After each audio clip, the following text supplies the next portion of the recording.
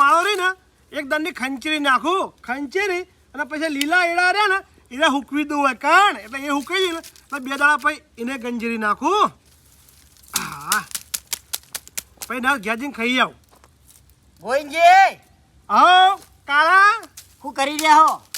ભાઈ આ શું કરે જો કોમ કરે છે હાલ તો કોમ કરો એમ? ઓહો ગોવિંદજી તમારું એક કોમ હતું. શું કોમ પડ્યું અમારું ભાઈ તમારે વળી એટલે ચમ ભલા મોણા તમારું કોમ ના પડે?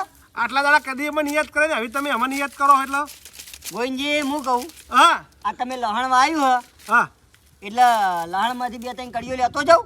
શું લહણ તમે વાવ્યું નહીં તમારા ખેતરમાં? ના ના ભાઈ જો આવ્યું એટલે આ ભલા મોણા હું બકાવો પાછળ નહીં.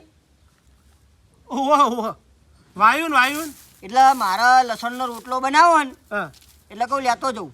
કાળા તારું સટકી જુકશું ભાઈ ચમ લહાનનો રોટલો બને જોય તો ચમ ના બને?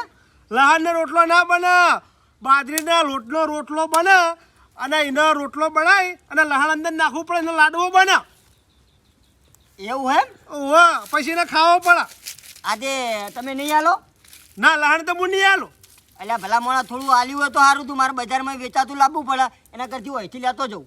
લા 400 રૂપિયા કિલો આલ દો હેઠ પડાય 400 રૂપિયા ના 400 રૂપિયા કિલો તો નહીં લેવું હું જાઉં. હા તો નેકળો હેડો